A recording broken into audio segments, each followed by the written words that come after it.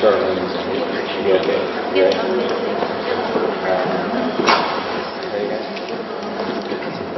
Good evening, everyone. We will call this Crestview Local Board of Education meeting to order. Please stand for the pledge. I pledge allegiance to the flag of the United States of America and to the republic for which it stands, one nation, under God, indivisible, with liberty and justice for all.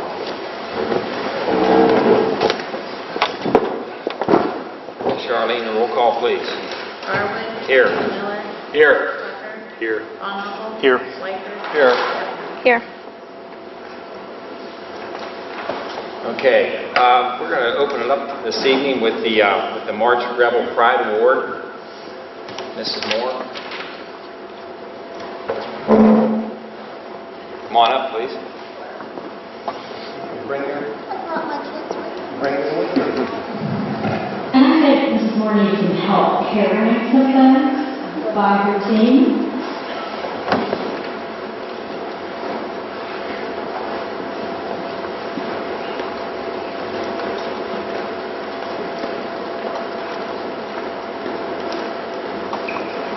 We have some bling for you. That's just awesome. Before we get to this part, the March Rebel Pride Award. The March Rebel Pride Award goes to the Crestview Academic Challenge Coach. Mrs. Dawn Moore has worked with the students to prepare them for competition and then leading them to victory in the County Academic Challenge match in February. The Crestview Board of Education is very proud of our winning Academic Challenge team and very grateful for the dedication of their coach, Mrs. Dawn Moore. Mrs. Moore has several of her team here tonight, and she will introduce them, and congratulations. Thank you. Okay, well, I have my co-captains here. I have Josh McGowan and Kayla Boyer, who have been with me since they were freshmen. Lucy, we persuaded her to come along also for our trip. And of course, my son Danny, we pulled him in as a freshman also. And I'm not sure. Mr. Miller, I know he did. Is he out there? Here's one of my other. Come on down. He also has been with me since freshman year. And what I want to say is I am so very proud of these kids. As we go into these tournaments, and we've been together on Fridays, we practice every Friday. It's very informal, it's a lot of fun, and that's how we approach going into Academic Challenge. We don't take it too seriously or ourselves too seriously. Not that we're not competitive, we are. Honestly, some of the stories we were talking about this morning with Jay and Josh, first period, and I have to say that it has been an enjoyable time for me, and our goal each year has been to take down Salem. And Salem was the reigning champ for a number of years, and even on our plaque here you'll see Salem appears, and each year we were the sole team that beat them. And so we're very proud of all of that. They have experienced that. And so really that was our goal, and we attained it. And so this year, actually last year for the very first time they had an alphabet round. We practiced that alphabet round with a strategy. We won the very first alphabet round, so wonderful. Again, we repeated this year with the alphabet round. And so as I say, I'm very proud of them, and for the very first time, you will see Crestview on the plaque, and hopefully we will keep repeating like Sam.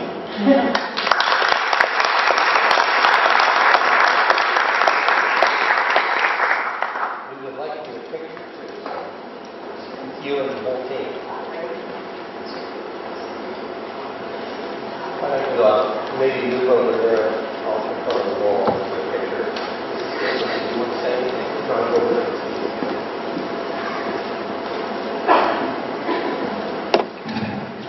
This means Crestview is hosting next year, right, Mrs. Moore? It does, so I'll be back to ask for help. Something that very much impressed me, I saw the team practicing a few times, and they really were having a good time, right? that I would be on the academic challenge team. They really had fun.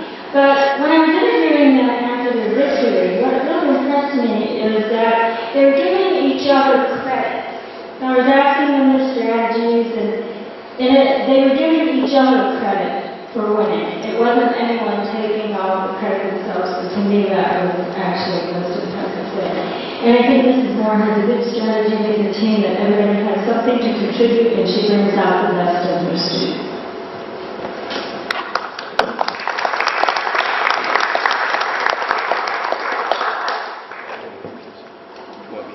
I'll start here.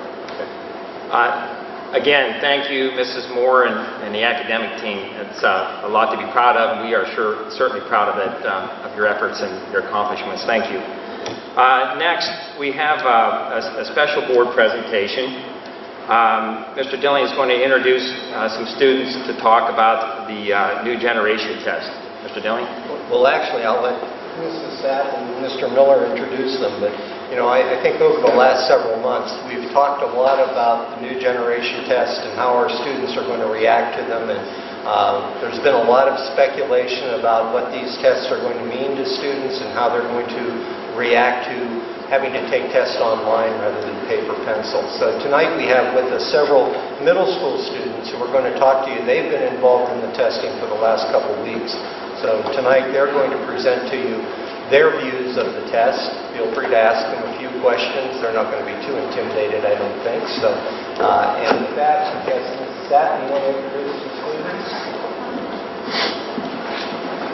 We have 3 students here, 2 7th graders and 1 5th grader that have been involved in the test, as well as I have for the past couple weeks here, and they are going to give you their version of what they liked about the test, what they didn't like, and there definitely are some real pluses as far as doing online testing. We have Trinity Miller, who is a 5th grader, Cassie Cope, who is a 7th grader, and Madison Moore, who is a 7th grader.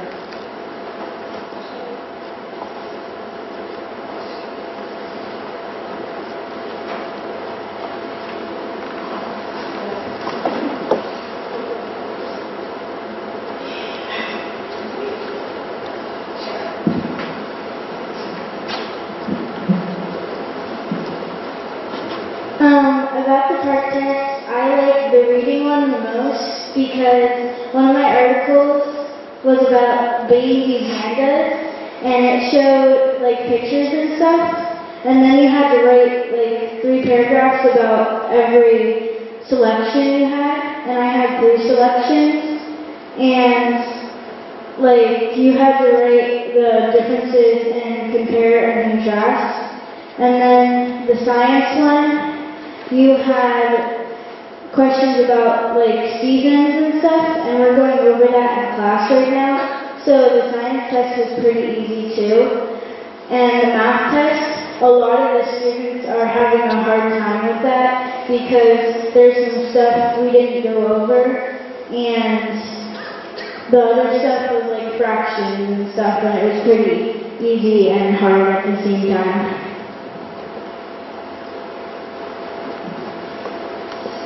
I liked about the part test was it was on the computer, so there was like an essay. It was faster to type it than to write it out, and it wasn't time consuming.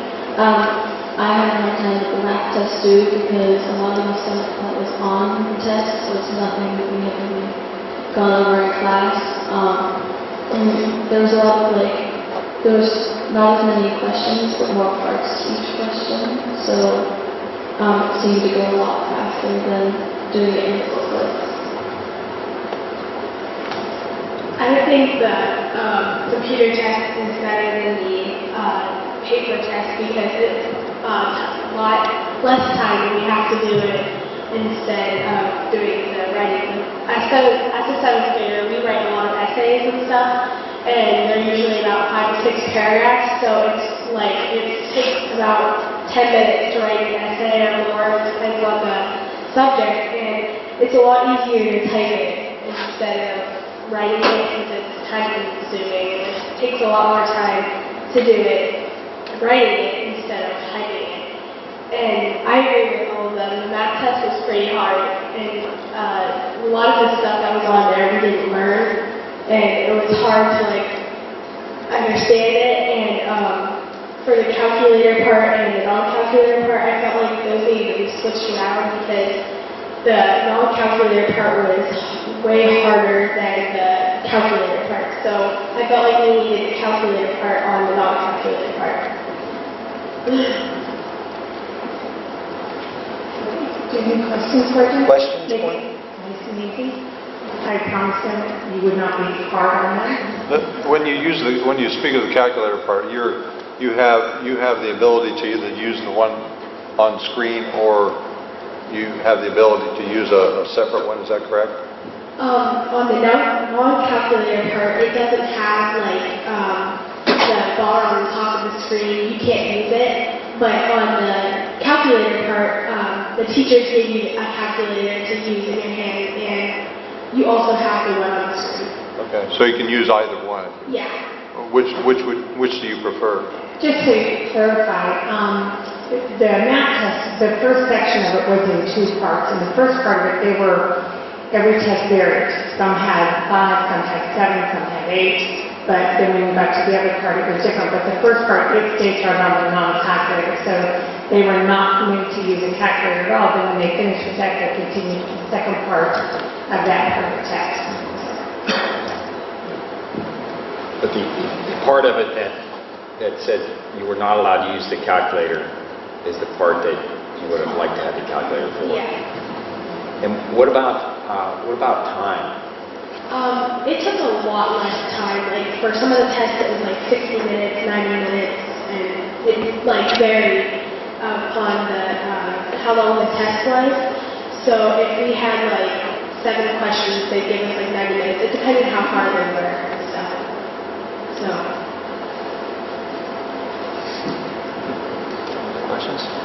Did you feel like you were ready for the technology that was required to use the computers? Yeah, just because it's not good, so.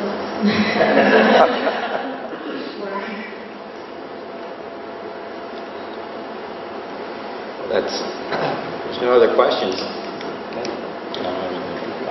Certainly appreciate you taking the time to come in and talk with us. Very nice. Thank you. Thank you.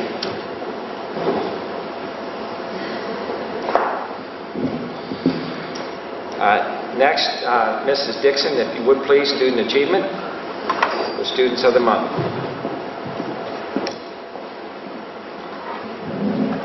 Our students of the month are Tristan Huff and Zach Mark, who can come up with it.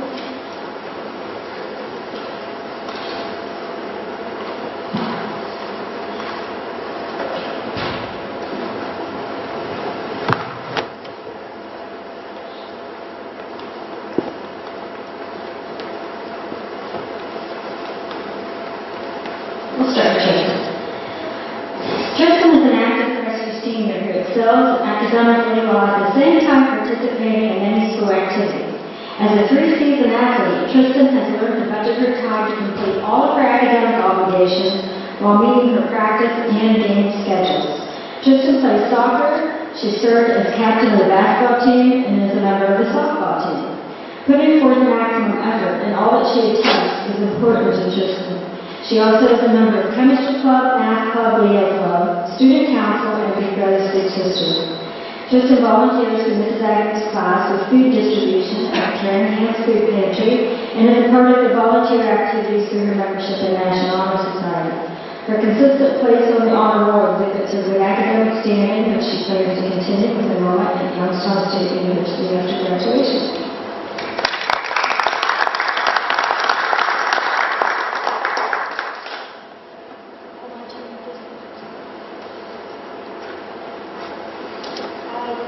First, I would like to say thank you for the award, and with me is my mom and my brother and sister. Congratulations.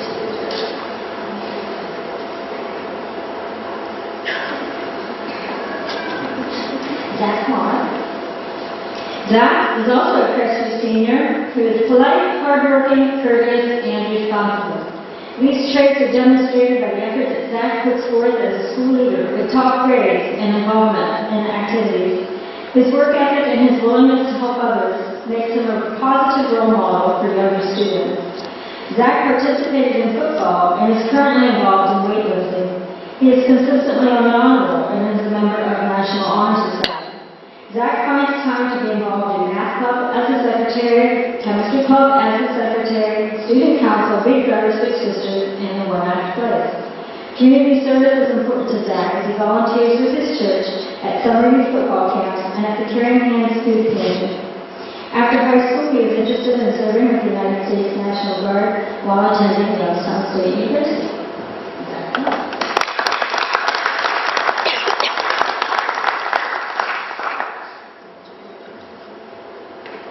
Yeah, first off, just as Kristen said, I'd like to thank everybody. It's really nice getting such an amazing award.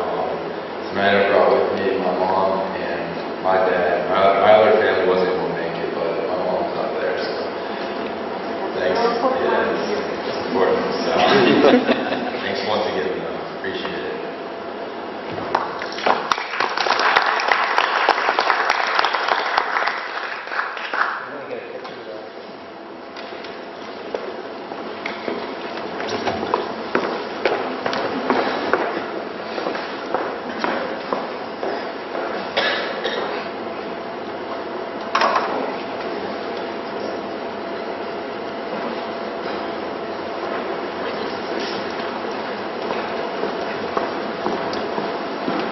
Thank you and congratulations.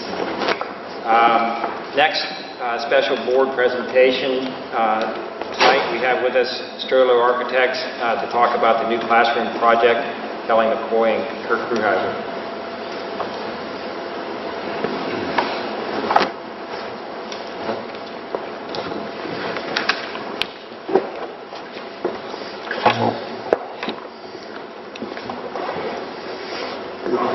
This works? Okay, very good. I'm Kirk Kruheiser and Kelly McCoy. We're from Sterlo Architects. We're presenting the basically the renovation of the existing auditorium into new classrooms and a new band and choral area. And basically this is going to be a reiteration of what we presented before. Where we are now is we're ready to go out for bids, and of course we would need the board approval to do so. So we're going to go through the set to show where we are and where the project is, and then through the budget, estimates, schedule, and then the advertising for bids. So we'll start with the set. This is, again, renovations and alterations to Crestview High School Music Suite. We'll try to make this very quick. This is basically the exiting, and to make sure that all the exiting out of the new spaces is according to code, which it is. This is basically the existing auditorium, and it's a demo plan, meaning showing what's going to be removed so that we can build what is coming next. And this is one of the alternates for structuring the slab, which doesn't make much sense right now. We'll get further into it. But there's some alternates for how we're going to structure the elevated slab to support the new classrooms. This is basically the new plan. Again, this is all of the floor plan. The existing stage is going to be enclosed with this wall. This will be a new teaching area and computer testing area. A new corridor will be brought here. We'll have exit out of the building here. 2 new classrooms, which this is now the elevated floor area that we were talking about. And then the existing stepped area of the auditorium will become the new band and choral area. And that will all be new carpeting and then new vinyl tile, in the classrooms. These are various dimension plans for the contractors. This is the new ceiling plan. We're going to be reusing what's there over the stage, reusing the lights and putting in new where we need to. All of this area here is going to be taken out and redone, and then reuse a lot of the existing lights over the seating area. And this is the new plan that shows that. These are details, sections through to show how it's constructed. Basically, the new walls around the classroom will be metal stud walls with gypsum board. fire rated as need be, and acoustic treated as well.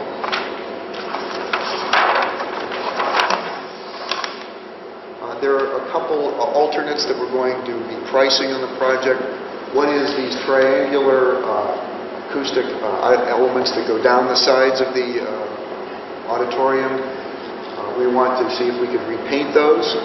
And then also the back of the auditorium has acoustic panels that are done in a more purple color, and we want to recover those, reupholster those to match the new color scheme when we get to it at the end. It's the new door frame schedule, the new wall construction. These are the new, we get to the finishes here, the new tile floor and the carpet, and we'll show what the new patterns will be. Now we're getting into the consultants. These are the electrical drawings, shows the demolition of the existing lights and which lights will be retained. The new lighting system on various building rooms. This is the electrical plan, the power plan for electricity and so forth. All of the schedule for the various electrical items. This is the demolition and what's going to be retained from the HVAC or the mechanical. All of this area here will be demolished for the new classroom in here, but we will be retaining the HVAC and the ducting and the diffusing over the auditorium area and over the stage area. And then here we're providing new ducting, which is what this drawing shows as well. So we've attempted to use what we and reuse what we could and put in new where we need to. And again, more mechanical details. This is basically a sample board that shows what the new finishes in the room will be. This up here is the new tile finishes, and what we try to do is pull our color scheme that we did here, which is the gold and the black, Crestview's colors, and we try to introduce them over there as well, so that will relate back to this project and unify them. Again, this is the old auditorium and the stage area. We'll have new carpet all in the choral area, which is this, and we can pass that around. And again, it picks up the black and the gold. We're going to have new vinyl tile on the floor in the new corridor serving the new classrooms. And then we have some accent tile, black underneath the new cabinetry, and then a gold accent here in the classroom and at the entrances to the two ends.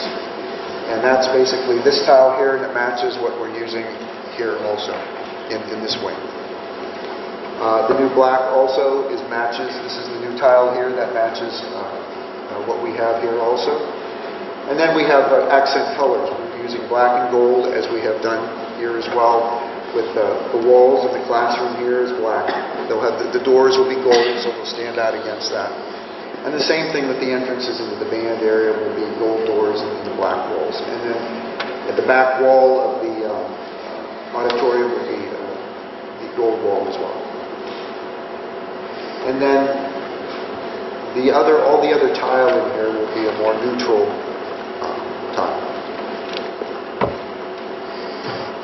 Before I go on to the cost estimates and stuff, is there any questions about that area to the back, in back of the new classrooms, it's Yes. going to be open. Is there any application for divide that off if you ever needed to? We could if we needed to. There's no temporary wall there. There's no It's sliding? No. That'll be a future thing if so. It's needed, yeah. So that exit will still be retained. Yes. This exit over here to the exterior. And actually during construction outside is where we'll put the staging area for the contractors to bring all of their, to take out the demolished material and to bring in the new material. And that's here. And that will all be used that way. But that is maintained as an exit.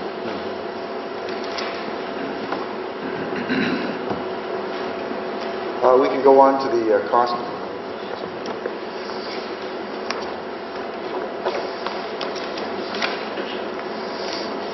Kelly passed this out. This is the sheet for the cost estimate. We have highlights on here, and these, again, they're broken down into the various divisions of the project. The general conditions, that cost was $22,000 and stayed the same. The existing conditions, selective demolition, stayed the same. The concrete number, I believe, went up because we reviewed our number for the cost of concrete, and that added a little bit to the project. There was a little add in the lintels, not much, about $200. The various openings that we need stayed the same. The wall finishes and the floor finishes varied a little bit. Our broadloom carpet or our sheet carpet came down quite a bit. And that we saved quite a bit of money there. That's highlighted under carpet sheet. The handrail stayed essentially the same. The furnishings, we did not have that in our estimates before, and so that's an add of about $4,000 for the casework in the classrooms. The HVAC, some stayed the same, and there was a $500 addition for the electrical. When you add that all up, it comes up to about $362,000, which is a smidgen over what's budgeted, but we believe and we're confident that that will come in under that because of our estimated contingency was still left high at 15%, and then we used an 8% contractor's overhead and profit, which is a little bit high as well, and we did that to make sure that we're okay, but we think that's going to come in pretty good. Below that are 3 alternates that we also are going to price if we can afford them and the numbers come in. And of course, it's up to the board and the school whether we want to accept these. But the first one is the floor structure, whether we do a slab on gravel fill or a slab on deck alternate, and that ends up being an add alternate of about $5,000. The second one is using carpet tile versus sheet carpet, and again, that carpet tile is good for maintenance because if somebody spills or wrecks a piece, you can take it out and put in new. But that would be of an add, according to our estimate, of about $1,000. And then the acoustic finish, which is our reupholstering the back acoustic panels in the existing auditorium, comes into about $11,000. That's pretty steep of an add, but that's what that came in. And then on the other 2 pages, we have our cost estimates from our engineers, mechanical and electrical. But we discussed this with Mr. Dilling and his committee, and we think we're pretty good on the number, and we're pretty confident we'll come in decent. Any questions about the numbers? Yes? Yeah, just so I clarify. So on the carpet, the sheet carpet is whatever, 9,000 something, 9,200, and the tiles would be 10,000, right? And I think I heard you right, I just want to make sure. That only 1,000 difference, right? Yeah, about $990 difference. Okay. Yeah. And again, these are all estimates based on us calling the companies and getting the numbers in. But when the contractors estimate them, or when they do their final bids, they might be a little bit different. What type of a audio is going to be in there? I mean, will they need it? We will install our own wireless and our own materials in there. As far as audio, it's not really going to be necessary because it's practice area for music. It's not necessarily a performance area. Any other questions about the estimate? This is the schedule. If you want to pull your schedule sheet out, I want to go over that real quickly. Kelly has highlighted us where we are now, which is the presentation to the school board. And this needs to be tweaked a little bit because everything isn't completely coordinated with our advertisement for bidding. But essentially, we present today. We're going to submit hopefully tomorrow to the state if everything's approved tonight for their review of the documents. Charlene can go out, I believe, Monday to the newspaper, but we have to get a final tweaking of that advertisement as well because we've talked about a couple different dates and times as well on that. And then the bidding period will be roughly about 20-21 days. The bids will be due now on the 16th, not the 17th. The advertisement shows the 16th. The schedule shows the 17th. We're going to open the bids that day, And then following that will be the discussion and whether the board wants to accept those numbers. And then construction, hopefully, the preliminary construction meeting will begin at the end of April. The whole idea being that we can do this all through summer, be ready by August 15th for the new school year. So that's what we're aiming for. And that will be made clear, of course, in the bidding to the contractors. Any questions about the schedule? And then the one final sheet is just the advertisement for bids, which is here, and that has basically, the issues about what's required of the contractors. On the second page, we show that it's open to general contractors. It's a general bid, but the school has specified which subs can be selected. And that's a requirement in the bidding of this project. And then down at the bottom here, we have the various dates of when it will be advertised and when the bids will be due. Any questions about that or anything else?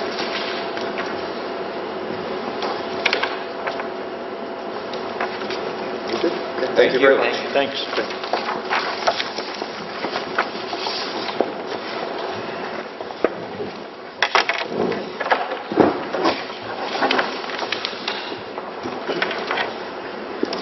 Next, we have Cheryl McGath from the Columbiana County Educational Service Center to speak with us.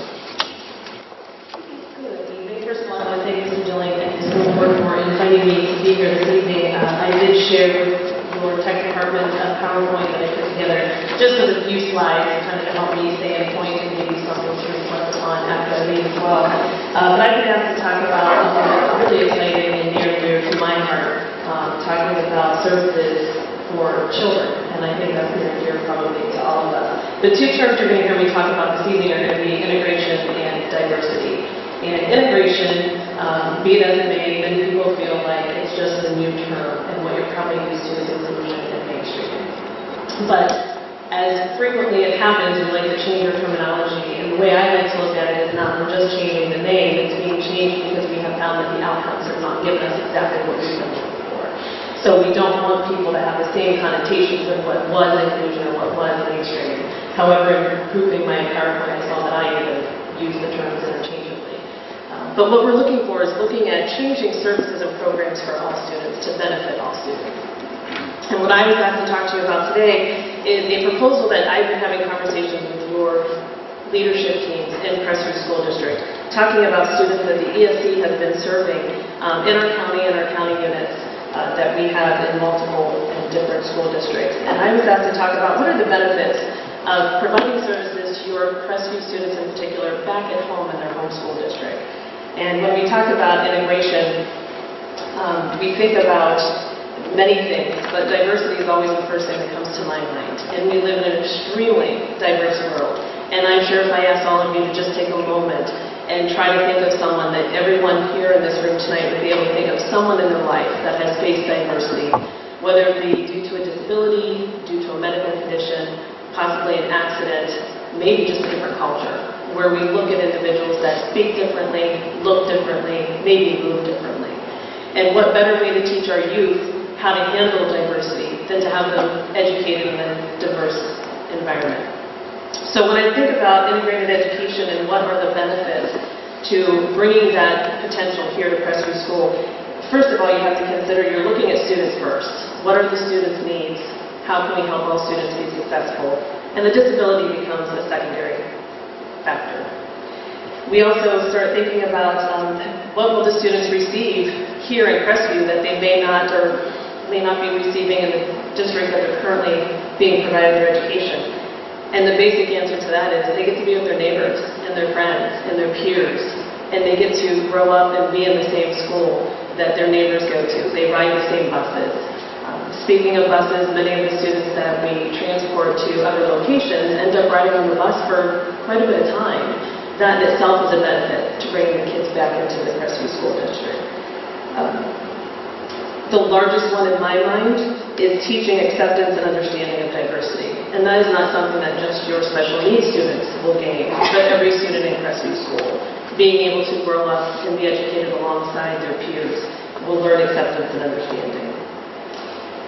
Integrated services are not a new concept. We've been doing integrated preschool for many, many years. Your preschool here at Crestview Schools is an integrated program. We provide education in preschool for students with and without disabilities. What we're proposing is extending that beyond preschool and keeping that model in kindergarten through 4th grade. We find that the achievement gap is significantly smaller at the elementary level. The additional supports and services that are needed and required are nominal at those age levels, and we are proposing that we extend what we're already doing in preschool through the 4th grade. When I look at your middle school and high school students and I think about their education and what they've been going through since they were very young in preschool, their education has looked very differently. The models have changed over the years, and many of those students have been in a self-contained resource room with opportunities for inclusion that best fits each individual child. We're proposing that we bring those students back and looking at some of the construction plans, hopefully having an opportunity to have a classroom for them so that they can just come back into their home school district, depending on their ability levels, giving them opportunities to be integrated and included in classrooms with their neighbors, their friends, their peers, and family members. We're also looking at middle school and high school currently. Our ESC programs provide a lot of transition services. We start in middle school as young as age 14, teaching our students what we call soft skills, the skills that they need to be successful when they leave high school, whether they choose to go into an employment setting or possibly get additional education and training. Beyond that, we go into the high school grade levels and we start taking our students out into the community and do community training. And that is another benefit with having a program right here in Crestview. We get to reach out and be more connected with your Crestview community, businesses, agencies, getting our students back out there right in their own home district and area so that they can be engaged in community activities. We want our students to be able to come to your football games, your basketball games, all your sporting events, your academic events. It would be great to have your parents able to walk back through the halls for parent-teacher conferences. Right now, many of them walk through halls of other school districts because that's where their children are being served. So those are all definitely benefits to bringing programs back to Crestview School. Another large one is integrated related services. And this is a new concept. It's something that is really being developed. And I'm really excited to say that Columbiana County is on the cutting edge. We are really working with our related services, and when I speak of them, I'm thinking of the school psychologist, occupational therapist, physical therapist, speech therapist, all of those great resources that we provide students. We're looking at integrating those services as well. So by bringing your students back to Crestview Schools, you also bring those resources back, not only for students with disabilities, but all students. We're providing more of the occupational therapy, physical therapy, speech therapy right in the general education setting. So those specialists are able to be present with all students, maybe notice that there's some concerns or some skills that need to be developed, and they can provide that intervention and instruction earlier. We could be identifying students that may need additional support sooner and put interventions in place that ultimately will help them succeed in school. So basically what I'm proposing is that all students would benefit from integrated services and bringing services back here to Crestview. When we look at education model, oftentimes I'm sure you've all seen the lovely triangle, and we say there's 3 tiers. The bottom tier being that of the general instruction and general education classroom. The second tier being a targeted group of students who may need a little bit more support. They may need small group instruction, they may need some reteaching. And then you go up into your third tier, the very top of your pyramid, and that's your most intense services. And oftentimes we think about our students with disabilities being up there in the third tier. And what I'm here to tell you tonight is that a great tier 3 intervention is a fabulous tier 1. Anything you can do for a student that may need a significant amount of support is going to support every child in a classroom. It's basically instructing in a slightly different way. Maybe providing picture schedules or picture cues. And that is something that every child would benefit. If we don't have to provide those services in an isolated environment for our students to be successful.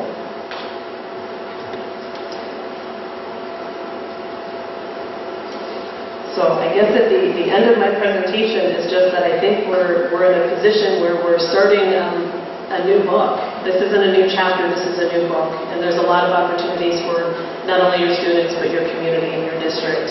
And the ESD is happy to be here and to be able to provide support. I do have a slide in there, right? I'm looking at the future. What could this look like? And I really divided it up into 3 areas. We're looking at something slightly different for your preschool through 4th grade, a completely integrated model that will provide supports. We're looking at the ESD supporting with not only staff, but training, working with your instructors and educators in your districts currently, and helping them to understand how to utilize interventions, resources, and supports to help all students. And then we're looking at your middle school and high school, still looking very similar, mirroring the programs that we currently have, where it's more of a resource room, kids going out where it's appropriate, interacting and engaging with their peers. And futuristically looking more at that transition program, and this would be a couple years down the road. Transition continues to change for our students, and that's talking about your students who are beyond graduation requirements, students who may need extra support and help. We call that a transition program, but we're looking at how can we integrate transition programs for all kids. You have some other students who may benefit from some of the opportunities that we provide. So the ESD just wants to partner with Crestview schools. We want to help and support any way we can. We're going to work with your administration team on developing some professional development, providing staff and resources, getting our related service staff involved so that they're integrated into your classrooms and supporting all students.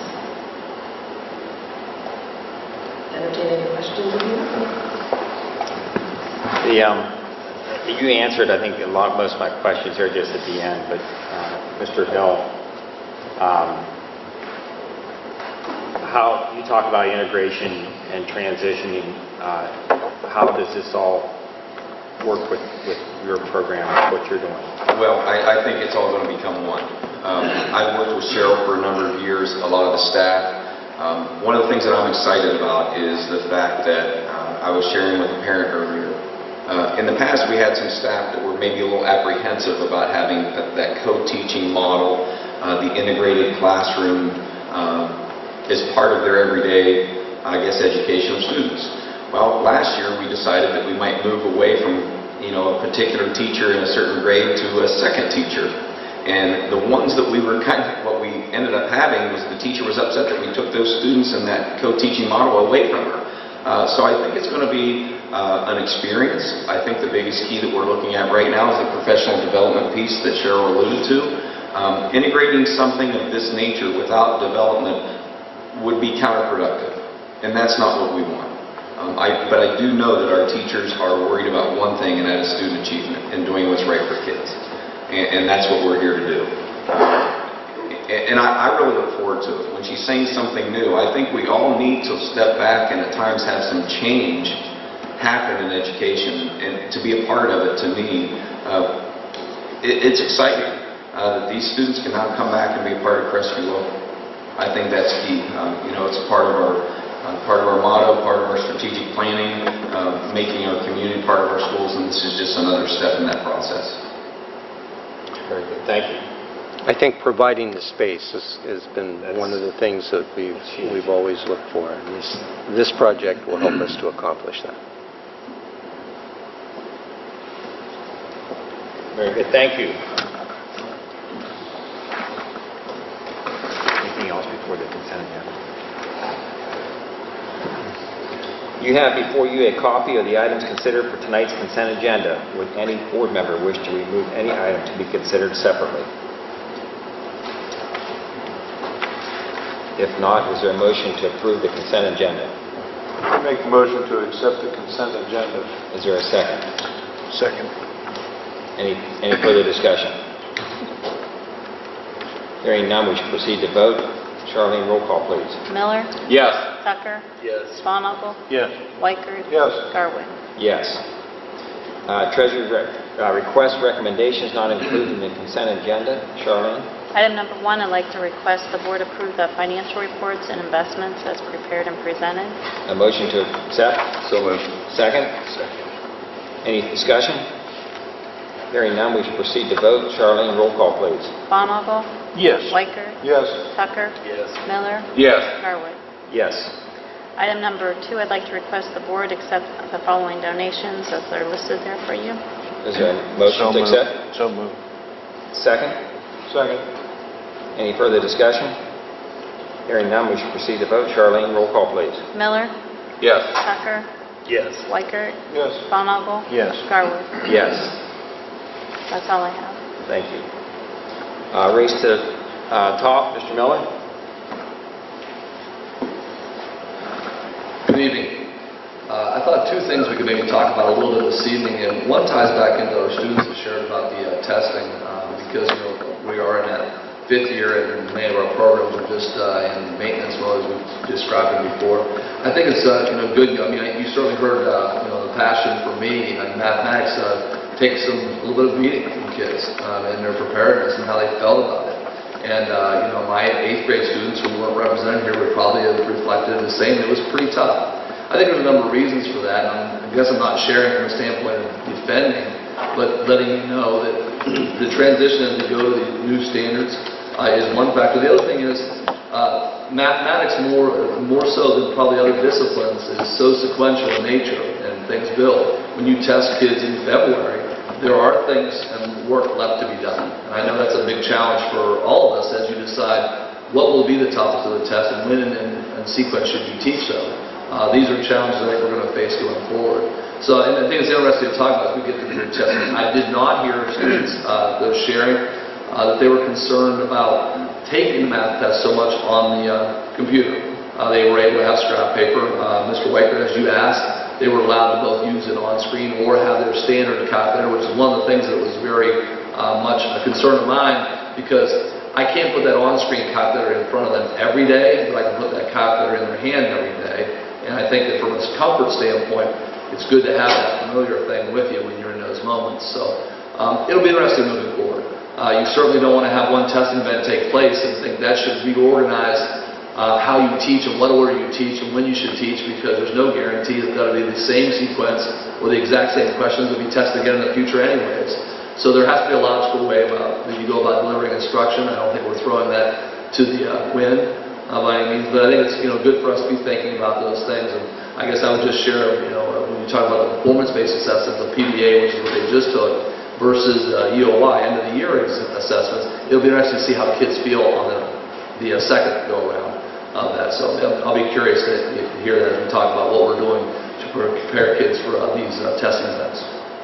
So anyway, I'll just share one other thing, and I'll be glad to answer any questions on that. But the other part is I wanted to make sure that I was here this evening. As many know, it's like we're on the cusp of starting negotiations together, and one of the things we pride ourselves in is this open communication. I think this report, daily, or I should say monthly report that we have is really important. And so the CEA looks forward to just a week from Friday, sitting down and taking each other to a little bit of enlightenment on what our concerns are. We think we have a pretty good handle on each other, and I think we know where each other come from, what the major issues are, and the obstacles we have to overcome. But I think we're very fortunate to have fewer challenges and fewer obstacles than many school districts do when you look around our area. And so we want to thank you for that, and we look forward to starting that process with you in the very near future. Other than that, I don't think there's anything else as far as the grants and programs that we've discussed before that's really a big shift or anything this evening that I would talk about. So unless you have a question about testing or anything in that regard, that's all I really had to share tonight. Is there really anything else that you felt like we should add? I think you've covered it. Any questions? Appreciate it. Thank you. Very good. Thanks. Board reports, Career Center, Mr. Tucker. Yes, sir. At our February meeting, we had Mr. Mike Boyle. He's the Adult Education Water Coordinator and Instructor, and he presented information to the board about the program that he leads. Mr. Boyle shared that there are currently 12 Level 1 students and 25 Level 2 students in the Adult Education Welding Program. Mr. Boyle also gave us a brief overview of the program and shared information about a new piece of equipment purchased by the Adult Education. It's called the TorchMate 4x4. It's a CNC plasma machine. It's a versatile robotic metal machine that is used for precision cutting. is based on a growth design system, which means several attachments that can be added to this machine, built as it goes along. These attachments include engravers, metal etching system, and motorized head assemblies. Mr. Boyle also is adding the machine to both classroom instruction and to the lab. The machine should help students use their creativity designing corporate change. To use their creativity to design corporate changes into the design and implement the design into a finished product. Students will use math, measuring skills when working with the plasma machine. Mr. Boyle believes that the use of the equipment will give students a better understanding of the plasma art cutting process and will more fully prepare students for the ever-changing automatic manufacturing sector by being trained with the basic skills in computer-aided design and computer numerical control. The board and guests were invited to Welling Lab to observe the Torch 4x4, the Torch-made 4x4 CNC plasma machine being utilized by one of the adult students. The production sample was already shared with the board members and the guests before getting to the opportunity to observe the actual process. And my thoughts on it was pretty cool, really interesting. Do they ever, what do I want to say, do they ever contract with outside concerns to provide products or anything to them? I mean, you know, maybe somebody needs something for fabrication. Yes, they're looking into doing that. Subsidizing some of them. Which, if you follow some of the cars, TV shows, cars, or remember Orange County's Choppers, they all had plasma cutters. Yeah, those plasma tables are pretty neat. That's a lot of stuff. Anything else? Certainly. Very good. Appreciate it. Dr. Miller. This month's Student Achievement Research Brig dealt with closing the achievement one school at a time. Basically, it dealt with, sorry, tripped over that word. Nationwide, white students are more likely to attend high schools that offer advanced courses and are overrepresented in such courses when they're offered. This was written by Sophie Quinton for the National Journal, citing data from the U.S. Department of Education. Talked about unequal access and participation in advanced high school courses are one of the factors that leads to a broader achievement gap. And high schools and school districts around the country are looking ways to expand access and close that gap. Then they went through several examples how that was potentially closed.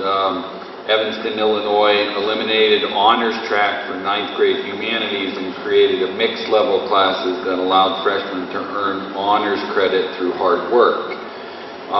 There is a federal way in public schools in Washington automatically enrolled middle and high school students with high scores into honors, AP, and international baccalaureate or Cambridge preparatory academy courses. Basically, that had minority enrollment jumped 200% in the first year. There's just some other examples. Essentially, an interesting one was the University of Iowa introduced a program allowing rural high school students to take free online AP courses. And last year, 87% of those students taking an online course completed it, and nearly all students completing the course passed the AP test. So, just some strategies for closing that achievement gap, and being a rural district, I think we were, essentially lumped in with the minorities, essentially, and that's what was interesting about the University of Iowa program. And certainly one of the research briefs that I discussed several years ago is, how do you get those kids engaged enough where you lose a certain percentage of them. They graduate in May, they don't necessarily enroll until September, and so they graduated, they're kind of done with high school, but they really haven't yet enrolled in college. This is one of the ways at least in a college track, to improve that achievement. And you know, if you have AP courses, if you already have some credits established. That's it. Appreciate it. Any questions? Legislative report, Mr. Weicker. Yes, a few things here. On February 11th, the Ohio House Bill 64 was introduced for the 2016-2017 budget. As far as education is concerned with this budget, why there's several different things, and I think, you know, just reading through it, I think the stated intent of it, of the administration's proposed changes, was there because of a flawed system to begin with. And we all, you know, have talked about how it was declared unconstitutional several times. So the stated intent was to adjust the flawed income adjustment. The current income adjustment, which is House Bill, just so happens to be House Bill 59, tends to favor districts with high property wealth rather than addressing needs of districts with lower income. The new proposed income adjustment is meant to favorably target districts with relatively low income, with high wealth districts receiving a reduction within the SSI calculation. And I know we had it hit the papers here a couple of weeks ago that some were going to get a little more and some were disappointed they were going to get significantly less than what they thought they were going to do. It goes on to describe each different thing. One of the things that stood out to me, at one time there was going to be a reduction in the TPP, which is the tangible property tax, and the public utilities property tax as well. And then those reductions were supposed to go away, but apparently those reductions are coming back again. So at any rate, why they're hammering this whole thing out, and there's a lot of discussion as far as the House bill goes for the budget. I'm sure we'll hear more about that. A couple other things, and Mr. Garwood and I spoke about this. He saw it when you saw it on TV. It was talked about a little bit about House Bill 7, sponsored by Jim Bucci from Greenville, Republican from Greenville. This bill, and I know we talked about this a little bit before this as well, the bill would prohibit student scores on the new park assessments for this school year to be used to make promotion or retention decisions or to grant course credit. Just so happens that before passing the bill, the committee added an amendment that would protect districts from losing state foundation funding if students opt out of the state assessments. And I know we talked about there was a certain amount of time that was to be given to the preparation and also the test itself, taking the test itself. The committee also heard from Senate Bill 3. This legislation makes changes to the law regarding the amount of time. Of course, we spoke about this before. Regarding the amount of time spent on student testings. Senate Bill 3 also provides relief from mandates for all districts and relief from additional provisions of the law for high-performing districts. So those two together are certainly trying to address some of the testing and how much time is taken dedicated to that. Some of the other ones there, just briefly, House Bill 89 is regarding the Medicaid school program, and that I think piggybacks with Senate Bill 94, which also is regarding the Medicaid school program. A little closer to home, Senate Bill 92, Joe Schiavone introduced to require the State Board of Education to establish criteria and procedures for the awarding of school safety funds to district, and also Senate Bill 93, Schiavone, to require the State Board of Education to establish criteria and procedures for the awarding of bullying prevention and education funds to districts. So that's a little bit of an update on your legislative funds. Any questions? Just a comment. I think that it's kind of unique that the legislature becomes involved in trying to determine whether testing is going to be used for retention or promotion, because currently it's not, with the exception of the third grade reading guarantee, which they exempted from that law. So, they're passing a law that really has no impact whatsoever on how schools are using test data. So. Well, and I think we spoke a little bit last time about the bill that was introduced to limit or cap or whatever you want to call it, the amount of time. Basically, that time was what they were doing anyway. So it was a bill about nothing. That's all I have. Thank you. Any other comments?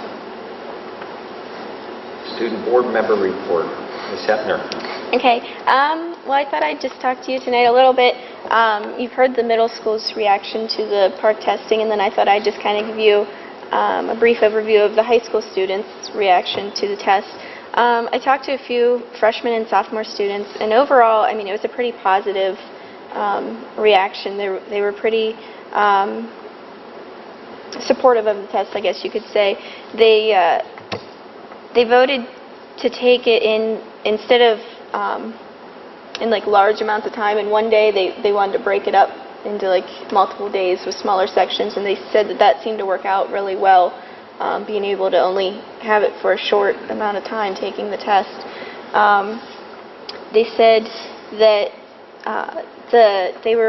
they felt very prepared as far as the administration and the staff preparing them as far as using the technology. And again, like the girls said, good, bad, or indifferent, we're becoming a society that's highly reliant on technology.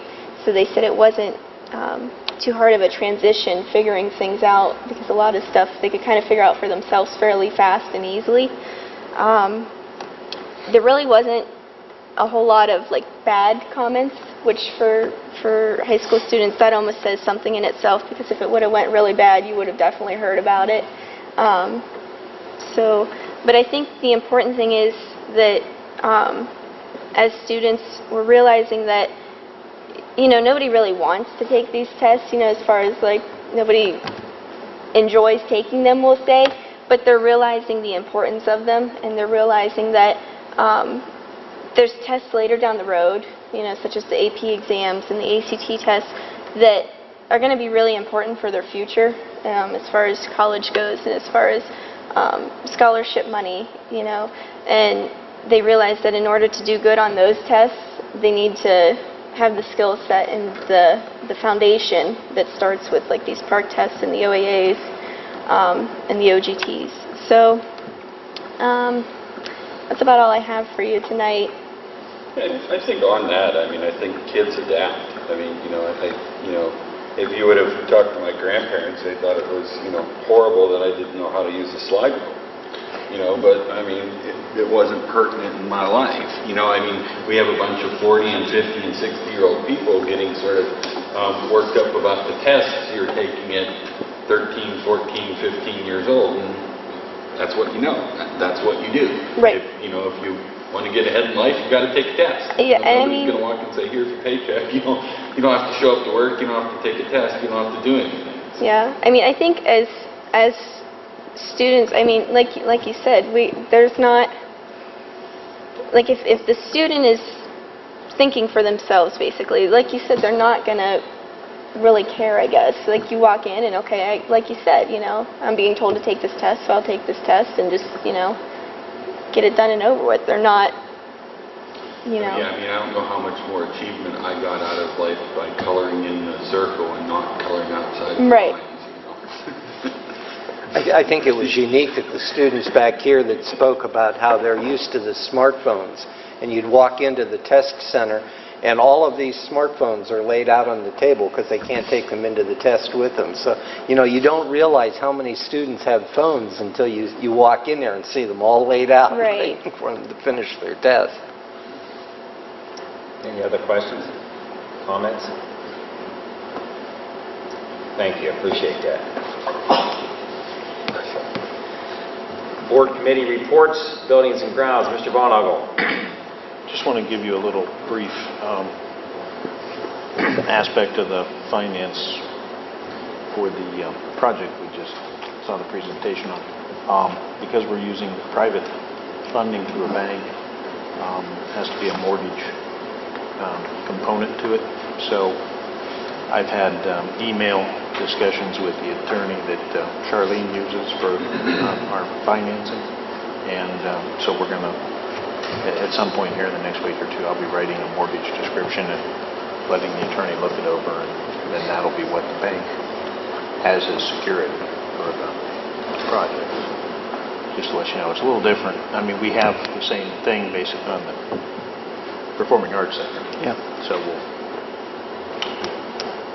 going down around it because you can't have overlapping mortgages. But just to let you know that that's an aspect of it there. Another quick thing, it's basically building and ground related. It's not specifically related to the school, but since we do have an oil and gas lease, it concerns us, I guess I would say. It was brought to my attention earlier this week. There's a provision in the state budget bill that Jim was talking about earlier that may have, it probably depends on how you look at it, but it might have some negative aspect to it as far as landowners.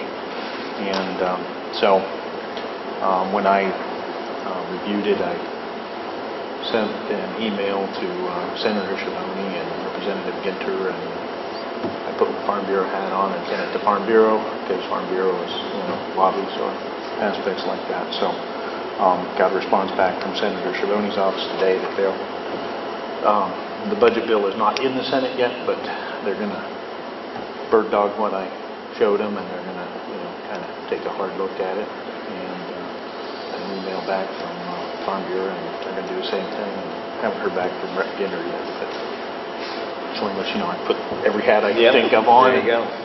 What does it say? Send it out there. What does it say? Oh, I guess I did forget to tell you what it was. What it could do is,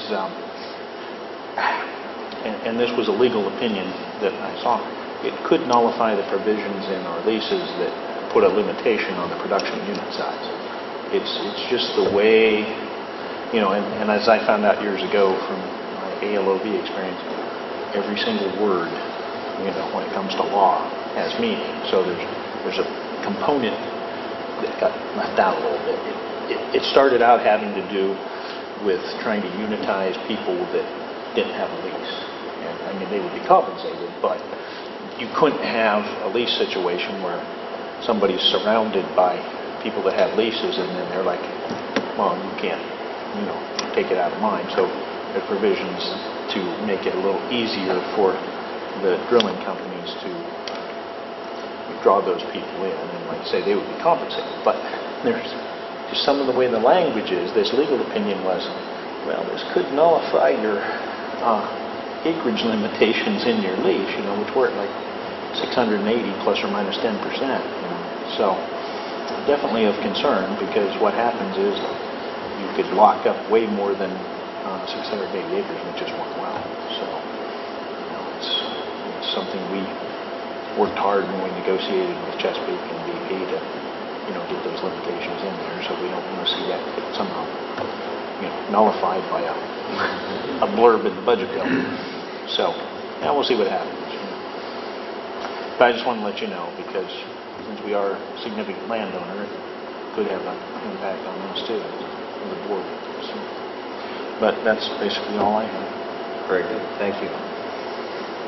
Athletic Councilman Tucker. Yes, sir. March 9th, we had a meeting there. Mr. Cusick, under old business, Mr. Cusick shared with us that the ITCL 3-tier scheduling system will begin this spring, and explained to us how you will play teams in your tier twice, and the rest of the teams of the ITCL once. They're a different tier than what you are. Teams can opt out, but the opt-out clause is both schools must agree to it. Also shared the EOWL championships that were held here on February 6th and 7th. We had 260 wrestlers participate, over 2,000 in attendance. The ITCL championships on the 21st, we had Crestview played second as a team, and we had 3 individual champions: Spencer DeSalvo, 138 pounds, Jesse Hughes, 170 pounds, and Nick Stelz, 195 pounds. It was also shared under new business Winter Sports Awards, which winter sports, obviously basketball, wrestling, swimming, and cheerleading, are March 17th, next week at 6 p.m. Performance Arts Center. Spring Sports Meet the Team is on Tuesday, March 24th, 6 p.m. here at our high school gym. And Spring Sports Pictures, March 25th, boys track, the 2:45, girls track at 3:15, March 26th, baseball at 3, and softball at 3:45. That's all I have for that. Very good, thank you. Did I read that right? There's 3 ITCL track meets then this spring? There will be 3 ITCL track meets on Monday at one place. I'm glad I'm in charge of baseball. So will you run against everybody? No, we only run against the competition in your tier. Planning on running them in heats with each tier. Okay, thank you. Personnel, Mr. Bonnagle. No report. Finance Audit, Dr. Miller. No report. Policy, Dr. Miller. We met on Tuesday morning, whatever that date was, reviewed the policies that are actually in here for your review this evening. That's the first reading. Correct. Basically just spring updated policies, a couple new policies. One on,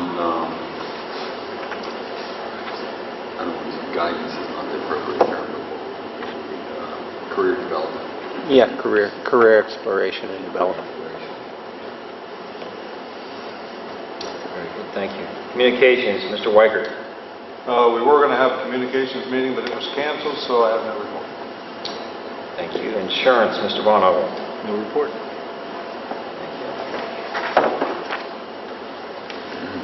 Administrative reports, Mrs. Dangerfield.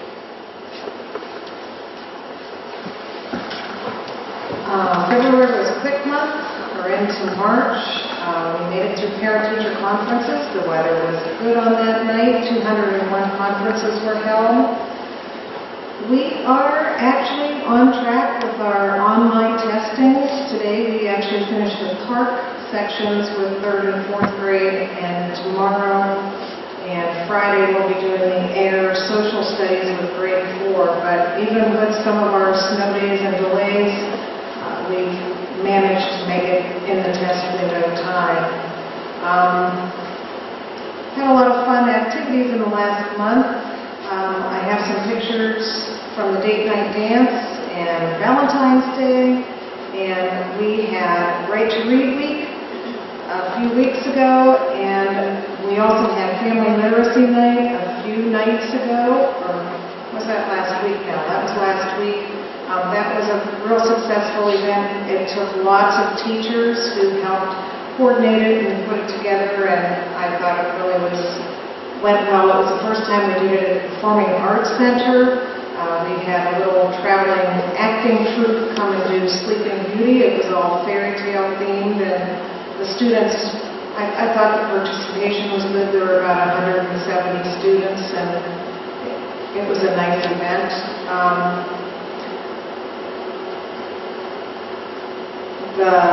We've been congratulating lots of students recently. We had some students display their work at the County Art Show. Winners of the Bully Prevention Poster Contest are listed there. Also, we had Alex Coppersmith fourth grade student who was involved in Division IV wrestling, and he won at state the 70-pound novice class in Findlay, Ohio. And so we were very, very proud of our fourth grader, Alex Coppersmith. Getting ready for the book fair, spring book fair coming up. We're getting ready for picture day coming up. And we're right in the middle of special persons days at lunch. Tomorrow is chicken sandwich with grade 1 special persons day. So if you want to come and join us, you're always invited on Thursdays at 10:45 through the month of March and into April. Any other questions? Thank you. High school, Mrs. Dixon.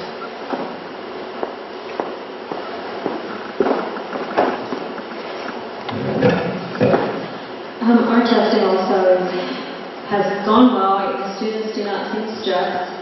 I can't say the same for the adults, but the students are doing well, and that's really what it's all about. And like Courtney said, things before bad, we were really hurt, but they seem to be accepting and doing what they have to do, and that's good.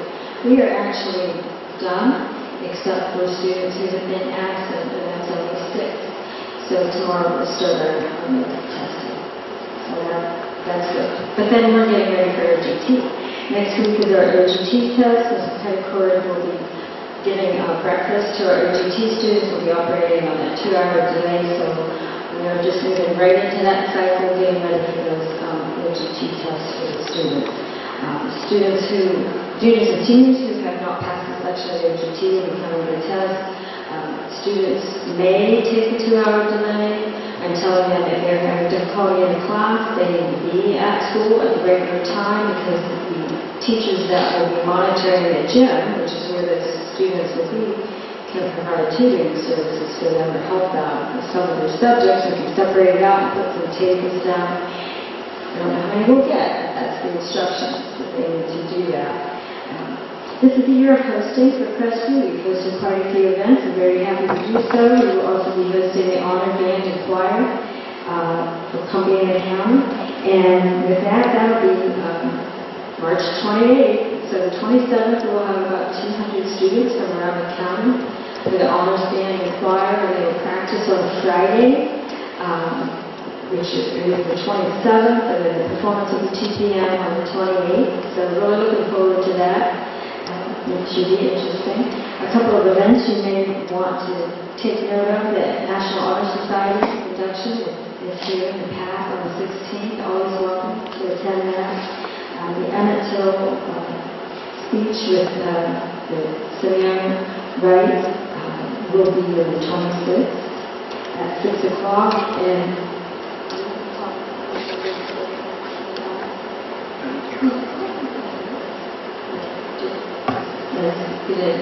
Daryl's going to tell you a little bit about what happened in class today with a spin-off of that. The band ed team, external team, of course, as a reminder, will be visiting April 7th, 8th, and 9th. So we're preparing for that, and next week we're going to be having some meetings to get ready for that. Students are very busy. Our spring musical this year is Phantom of the Opera, and we do that a lot. It's a very big undertaking. We're really excited about it. Spring sports practices are underway. Mr. Miller has designed for student scheduling last year. He designed a way that the students could schedule online. It seems very much like college, where it's very fast. Well, this year he piggybacked on that, and we always sent course selection sheets home with the students, so the parents could help them choose their courses for the next year. So he's designing an electronic version of that, so they can do it electronically. But what that does for me in particular, it gives me a count very quickly so that I can start to develop a master schedule. Do I have 2 people trying to take a course of which we don't offer elective courses if it's 50, or do I have 22, or 32, or 42, where I'm going to have different sections? So I'm really excited about that. It looks very professional. I'll just show you when it's all done, the stuff done so that you can see it. He's working very well that night. I'm very happy for that. As far as our curriculum handbook, I sent that to you in an email as an attachment. A few changes. In the future, there will be a third required social studies class, which is world history, and we've never been one to wait until we have to do something. We're planning ahead. So next year, we will be offering that world history class, encouraging the students to take that class as a mandatory class. We're also going to plan to make change with our phys ed program. Currently, we offer computer tools in the sophomore year. It doesn't make much sense to do that. It's just something that we've always done. It needs to be in freshman year when they start high school. So we will be offering, as a freshman, one of the courses they would take would be 1 semester of phys ed. The second semester, they would be taking computer tools as a freshman. Or maybe they're going to take computer tools first semester of phys ed second.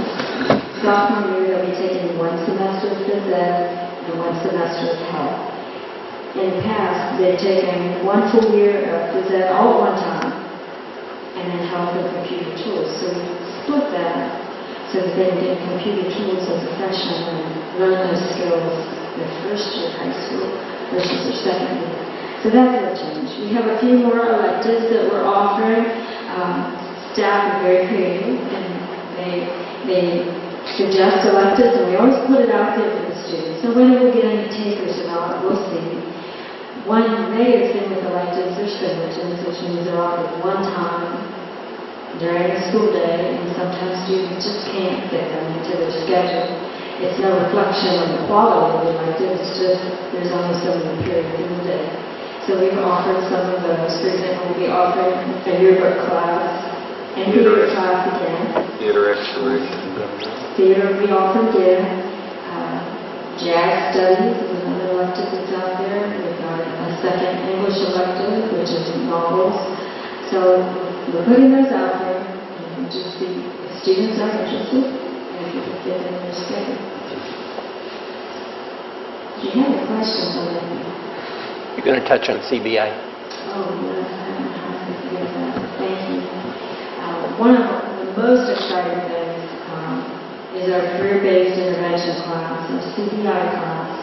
And actually, Mr. Cooper has worked hard with that all year, and very appreciative of Mr. Atkins at the Career Center to work in conjunction with us so that we can offer that career-based intervention unit. It's going to follow all of the CBI rules, and that is an academically or economically disadvantaged person. And we are designing that for some of our students who have multiple credit deficiencies early on, 10th grade year specifically, so that they can go into a program where they will be under monitored online credit recovery, which means they have Mr. Cooper as an instructor in the room with them as they are working to recover those credits. Also, they can do classes for their sophomore year credits. And in conjunction with the Career Center, we're able to be visiting the Career Center for career exploration at specific times, and we're working through the details of that. I'm very pleased that they're willing to discuss that with us, so that by the time the students are in junior, then they have some choices. They won't be credit deficient any longer. They will have done some career exploration, and set some goals for the last 2 years of high school. The overall goal is to reduce the dropout rate so that our students are not only graduating with a diploma, but with maybe some career options or goals for what they'd like to do in the future. We're very excited to be offering the CBI. I can't believe I forgot to mention that first. So that is a wonderful thing. Students will be placed in there specifically, they're not at the end of the school year. They get some multiple deficiencies from their classes. And we need to address each student individually and build an education plan. Any questions? Thank you.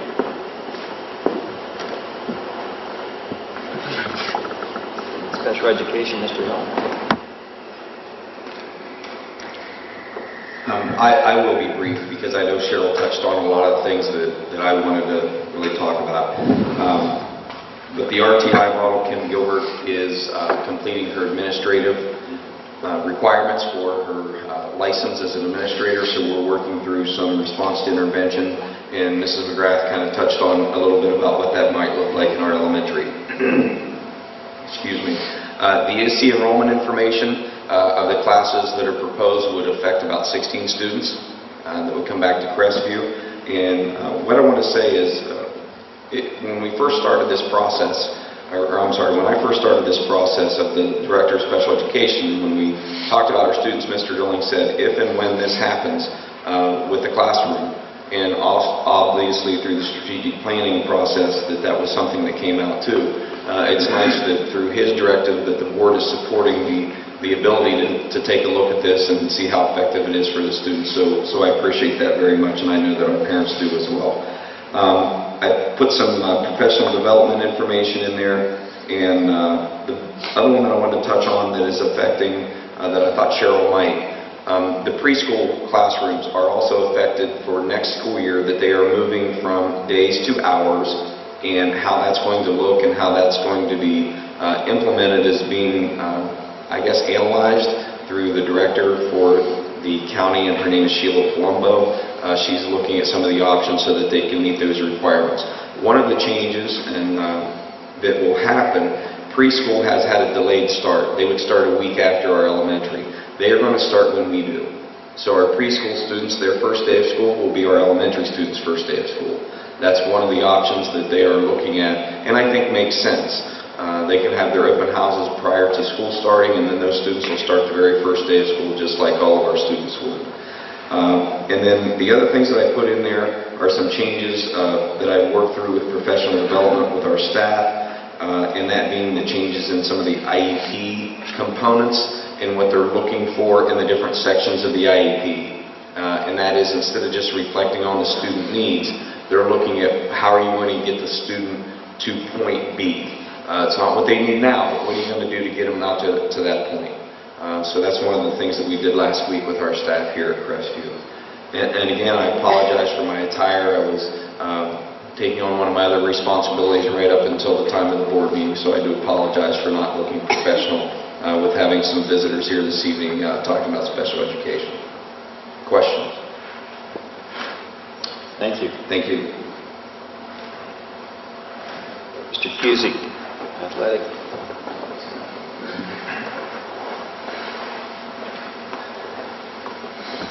Just real quick to piggyback on what everybody's saying about the testing. Being in the high school and seeing what was going on, I think overall the high school staff, the teachers and the students did a great job. I think we as adults get a little bit more anxious when it comes to the dirty word of technology, and it's really not a big deal to our students. And it was nice to see how adaptable they were and how things got done. Schedules were changed and things were moved around, and it went pretty smoothly. With everything that's gone on with testing, all our wrestling tournaments, testing in all the buildings. I do want to recognize and say thanks to Daryl, because him and his crew have done a great job of having a minimal amount of problems. I know with the tournaments that we ran through the athletic department, we had no glitches. That was one of the big things that many of the people that attend our tournaments said. Hey, you guys did a great job. Everything was set up, organized, and it continued through our testing. So I think that's one thing we need to recognize. Also, last meeting I wasn't able to introduce him, but Dan Hill has taken over our baseball program. So I think that's a great step for our program. I thought Matt Strunk did a great job of continuing it, and he wasn't able to coach this year because of job-related issues. And it's always nice to get a person on staff that can take over and be qualified and interact with the student athletes during the school day and throughout the week. So I think that's going to be a great positive. So baseball and softball have started. Track has started. Those are things that it's hard to believe that winter sports are over. And I think I do want to recognize our wrestling program. I think it's an up-and-coming program. We're building a culture of wrestling, which is very different. I think Mr. Garwood, like I said, experienced it at the wrestling tournament. It's very different, very intense, and we've had success throughout the season. We had 6 wrestlers qualify to the districts. Our wrestling team placed 4th in the districts, and for, I believe, a 5th-year program was pretty impressive. And we had 4 of those 6 advanced to the second day of districts, which if they would have advanced at that meet, they would have went on to the state meet. So we were close to having at least 1 or 2 wrestlers advance to the state. Fell a little bit short, but a great job nonetheless. Financially, the athletic department is very solid. We're always going to look for creative ways to raise money, and that kind of brings me to I talked to the athletic council, talked to the building and grounds. We are going to get the Touchdown Club. We're going to kick off a drive to get turf for the football field. We have met with companies, and we have chosen a company. And I do want to stress that it's going to be privately funded. It's not going to be any burden to the school, so it will be privately funded. That's one of the messages we're going to try and push and get out there when we really get formal with getting the project going. But just to throw some numbers out there, just so you know, the company that we have chosen is Maui Bay Turf Center, which would be out towards the Toledo, Dayton area out there, Oregon, Ohio. Felt very comfortable with them. The guy that I coached basketball with a number of years ago knows one of the league guys there. He coached with them, taught with them. So I kind of got a sense of who he was. And then Minerva High School used them as well, and Don Spinell, their AD, spoke very highly. Don Perry, who's also on the turf committee, reached out to a lot of the projects that they had done, contacted schools, and just wanted to know what their experience was. So he did a good job of researching, and we found out that very positive response. So to throw some numbers out there just so you know what we're looking at. We're looking at turfing what is called the D areas, so behind the end zones, where the curves of the track are, that's the D areas. That would also be turfed aside from what is paved. That would be $549,000.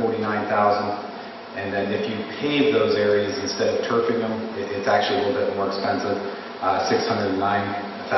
And I think what our next step is, we are going to just get ourselves organized, start organizing. What we're going to do is fundraiser. We're going to get the touchdown clubs in the process of becoming nonprofits, so that there's going to be tax benefits to the donors and all that kind of stuff. So that's where we're at. Whether it's a year from now or 10 years from now, I think we got a good group that's committed, and hopefully this will be the next step, not only for the football program, but we want to stress it's going to include more than just football. We're going to make sure that there's soccer lines on there, that the baseball, softball team can get out there, track can train out there, cheerleaders can be out there, our youth programs, our lower level programs. So it's not just going to be for Friday night lights and that's it.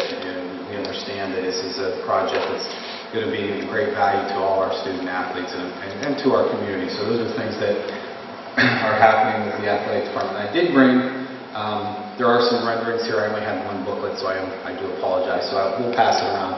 This is my favorite one down here, so hopefully everyone goes through that one. Any questions? What would it take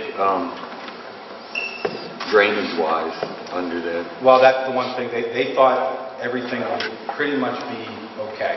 They said, but we really wouldn't know until we got in there just to take a formal check of what the drainage would be, where the best place to run the drains, so we don't overflow anything, whether it's running it out back or wherever. But they would take care of all of that. They have a system in place, and it's in there how they have storage underneath, so everything it's not like a flash flood when it drains.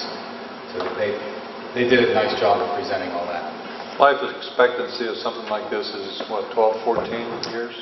Yeah, that was what they said. Basically, the expectancy, if you have the turf, 8 years is a warranty life.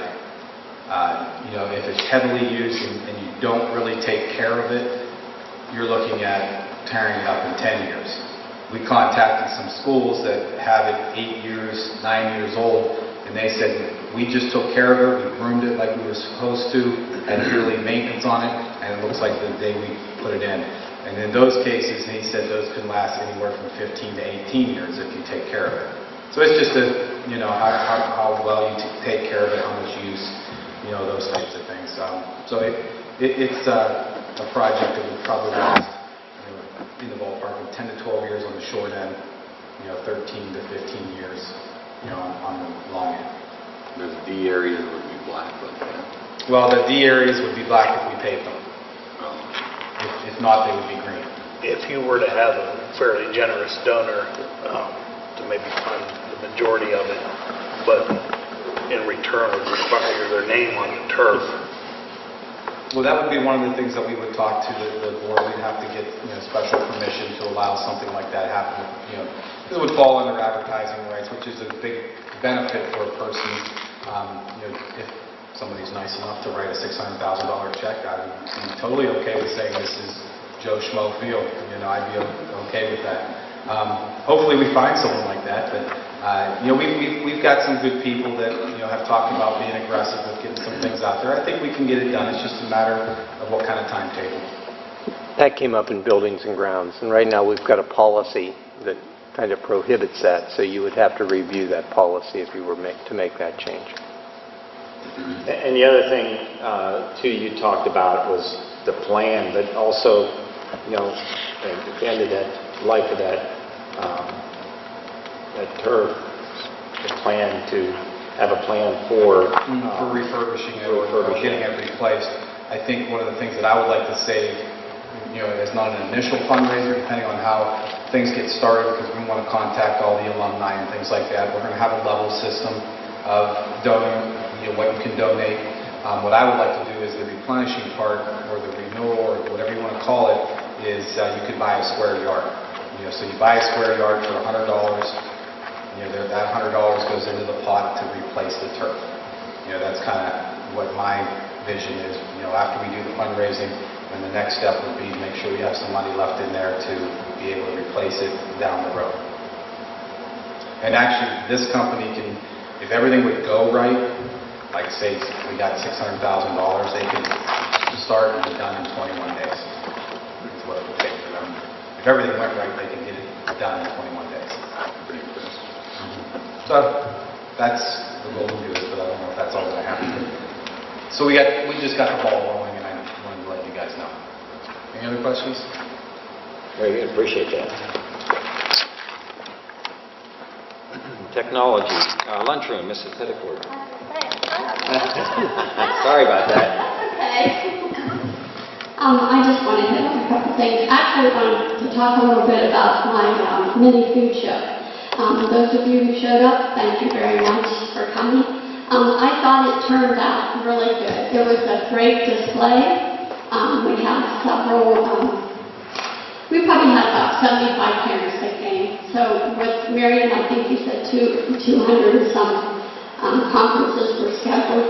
I would have liked to have seen more parents show up, but I couldn't thank my GFS rep enough because he brought brokers in, and their display was absolutely wonderful. I think, Mr. Miller, when you were there, were they all set up? Mm-hmm. Yes, they were. And then Mr. Ballnapple also stopped by, and Mr. Dilling stopped, and thank you for that. I also asked those who participated, I asked them to do a little survey. If you would like to see those, I have those here. And in general, I thought it was very good. Most of them were 4s and 5s. They liked what it was that we were serving, and I thought it was a nice response to what we did. So I'm looking at maybe doing something like that again in the fall, or maybe open house. I did mention that to my rep, so we're thinking about doing that. I'm working with Mr. Dilling on that too. So I just wanted to make a comment on that because I thought it was very nice. Also, I did want to tell you for our no-cost study that's coming up in April, they did change our dates on that. We had to move that from the week of the 13th. We'll be doing it the week of the 20th. So the 20th will be the elementary, the 21st will be the middle school, and the 22nd will be the high school. Some of the things that they're bringing in or asking for just quickly is Charlie and I will be working on this vendor summons, the invoices, bids, inventory, the labor, the food costs, operating costs, 5 weeks Some of it's like 2 or 3 months back stuff. So I think this is not a bad thing. I really think this is a good thing because they're trying to see where we're at as far as after the regulations. And I think this will show the USDA some of the participation. We're going to look at that also. So I do think it is a good thing. It's just going to take time, but that's okay. Some other things I want to mention. March is a busy month for us. Like Mrs. Dixon said, we'll be doing OGT breakfast next week. Our grandparents, it kicks off our grandparents. We've already done our kindergarten. We had 110 parents along with the kindergartners. First grade tomorrow, we're expecting 120. I don't know, I enjoy it. They all enjoy it. The kids enjoy getting the pictures taken with their grandparents too. We did have National Breakfast Week. It kind of got a little messed up because of the snow days. So we had to move some of that stuff around. But the kids all got their bookmarks, their silly glasses for participating, their wristbands and their pencil toppers and all that. We gave those out at the middle school level and the elementary level. And there was something else I'm trying to think that I wanted to speak on. Did you have any questions?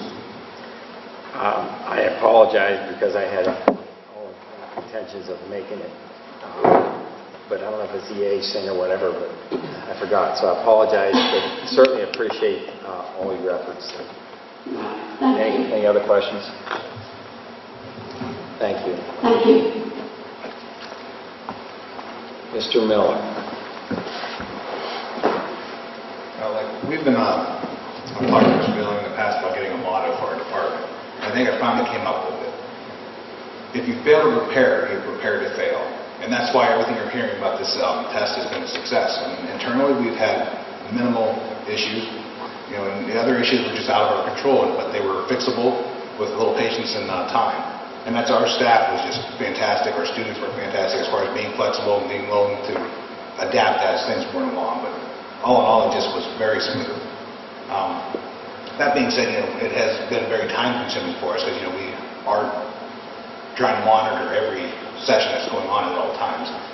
And at one given time, we had probably about 143 students testing at once. If you take the entire district, so we were trying to cover every lab all at once. And I think I wore a path as I was making my surroundings. I'd stop and check on this group, go to the next group, go to the next group, go to the next group, and just keep making paths. And then I assigned 4s down to elementary full time just to be handy, so there's no as little downtime as possible. Other than that, just keeping up with the testing, keeping up with our wireless. We're actually doing some testing on wireless, not very much, but most of it's in labs on hardwired connections. But we have a makeup area that we put out in the library to help keep us on task. Because with the snow days and the 2-hour delays, we thought we were going to be behind, but here again, staff and students and teachers have just come together and made it we're right on the pace to be done as scheduled. Any questions? Appreciate that. Thank you. Anybody? No, nobody tonight. Okay. We'll move on to superintendent's report. Mr. Dilling. Well, first of all, I'll give you an update on Jay Radman. The reason Jay's not here is Jay was involved in an accident yesterday with a school truck. Very serious accident. He's okay. He's a little bruised and sore, so he wasn't in school today. He'll be back tomorrow. But everything is fine. So I'll show you some pictures later if you would like to see. But it was a little frightening. A couple of things that I just wanted to talk to you about. We're getting to that time of year where everything's coming at one time, and we do need to schedule some special board meetings. Linda mentioned Advance Ed. April 9th is the closing day for Advance Ed, and they would like to do an exit interview with the board in a special board meeting at 3 p.m. So if you could make it, we would love to have you at 3 p.m. to hear the comments that the external review team has about our strategic plan and our building improvement plans as we've presented them and how we're meeting the standards for Advance Ed. Secondly, we probably need to plan after the presentation on the auditorium, a special meeting on April 22nd. That should be a brief meeting. We need to do that to award contracts so we can keep this project moving. The time for that could be pretty flexible, I would think. So. On April 9th, I already had a special board meeting at 8 p.m. Did we have something else going on? The 8th is our regular board meeting, so. Yeah, I thought we were doing something. Maybe we just threw it in there at that number. Okay, 3 p.m. I'm sorry, didn't mean. Let me see what else. March 30th, we would like to plan a special board meeting for reviewing management goals and line item budget. We can do that at 6 p.m. That would be in the home ec room. I think that's where we've met typically for that meeting. Does that work for all of you? It's Monday night. That would be a Monday night, yes. Okay. Other things, let me see. You heard Herman mention negotiations begin next Friday, March 20th at 6 p.m. We'll be in the music room at the elementary school. So we should be all set. No dinner, so plan ahead. We should be there. I am going to say we should be able to finish up with the questions and fact-finding on Friday night, and will not need to schedule Saturday at this point in time. Herman and I did meet 6 p.m. Yeah, Herman and I did meet with Dennis Dunham and Beth Slagle. They're from South Range. Dennis is the superintendent. Beth is the president of their association. They'll be facilitating for us as we begin our negotiations process. They're familiar with win-win. Herman and I did their negotiations several years ago, so this is a return favor as we begin ours. So, and I think with that, that's all I have as far as informational items. Under my request, I'd like to request the board authorize the superintendent and treasurer to sign the notice of acceptance for the financing proposal from Farmers National Bank to finance the high school music suite renovation project. Is there a motion? So moved. Second? Second. Any discussion? One of the reasons why it's beneficial for us to directly contract with a local bank is being that this amount that we wish to finance is such a small dollar amount. It is financially better off for us to contract locally than to put it out on the bond market, so to speak, and go through that process. So it was recommended by Attorney Sharp to find somebody locally that would be interested in doing this. And if you recall, Farmers financed the House Bill 264 note we did a few years ago with the other renovations. So, do you want to talk to me about the term? The rates? Yeah, we have a couple different term options that the bank has proposed. A 5-year term at 2.8% fixed rate, and this is on borrowing $360,000. Our estimated annual payments would be $78,251. Another option, and once again, I just asked the bank to give us a 5 or 10-year proposal. Second option is a 10-year proposal at 3.5% fixed rate, and the estimated annual payment would be $43,399. Mr. Dillon and I kind of talked about it. I feel probably be to our benefit to go with the 5-year option to get this taken care of, and that way in 5 years, if we have another project down the road, that enables us to have these monies available. Once again, the payment will be made from permanent improvement dollars, which we'll talk a little bit more in depth at management goals and objectives. So we don't have to make a decision tonight on the 5 or 10 year,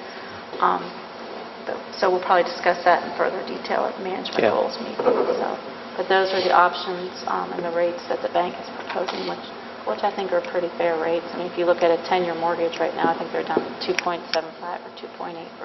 So I think we're in a pretty competitive market with our rates that are being offered by farmers. So. Any further discussion? Have you shopped any other local banks? No, I didn't really go anywhere. I mean, we deal with Farmers is our bank that we bank with at the school, and plus they've worked with Attorney Sharp on these types of. Technically, it's called a lease purchase agreement. So he's worked with Farmers on a couple other local issues like this. So the paperwork process, I think it will flow a lot smoother with dealing with farmers since they're already kind of used to the process and working with schools on these type of particular financing deals. So. We did look at Omarisa, which is one of our providers, and they just weren't set up to do that at this point in time. So, if you would, I guess if you would like us to look, I guess when I saw the rates and that they're pretty competitive as far as a personal mortgage, I thought that they were fairly competitive in what they were offering us. and we deal with them already. So. Any further discussion? Hearing none, we shall proceed to vote. Charlene, roll call, please. Miller, Yes. Tucker, Yes. Weicker, Yes. Von Ogel, Yes. Garwood. Yes. Item number 2, I'd like to request the board approve an agreement for internet access and application services for fiscal year 2016 with our A-Site Access at a cost of $55,901.10. Is there a motion to accept? So moved. Second. Second. Any discussion? Hearing none, we shall proceed to vote. Charlene, roll call, please. Von Ogel, Yes. Weicker, Yes. Tucker, Yes. Miller, Yes. Garwood. Yes. Item number 3, I'd like to request the board authorize the superintendent and treasurer to advertise for bids to renovate the high school music suite. Motion to accept. So moved. Second. I'm sorry, Any who discussion? Who seconded it? Tucker. Okay. All right, I'm sorry, I didn't hear that. It's okay. Any discussion? Hearing none, we shall proceed to vote. Charlene, roll call, please. Miller, Yes. Weicker, Yes. Tucker, Yes. Von Ogel, Yes. Garwood. Yes. My screen just went large, so excuse me while I try to shrink it back down so I can read it. Item number 4. I'd like to recommend that the board review the following board policies and bylaws, which will be presented for approval at the April 8th, 2015 board meeting. Is there a motion to accept? So moved. Second. Second. Any discussion? Hearing none, we shall proceed to vote. Charlene, roll call, please. Miller, Yes. Tucker, Yes. Von Ogel, Yes. Weicker, Yes. Garwood. Yes. Anything else, Mr. Dillon? No. We need to go to executive session. Recommend that the board move to executive session to conduct evaluations of the superintendent and the treasurer and for the purpose of appointment, employment, dismissal, discipline, promotion, demotion, or compensation of public employees. Is there a motion? So moved. Second. Second. Any discussion? Roll call, please, Charlene. Von Ogel, Yes. Weicker, Yes. Tucker, Yes. Miller, Yes. Garwood. Yes. Appreciate it. No further action after. No further action afterwards. Appreciate everyone coming in.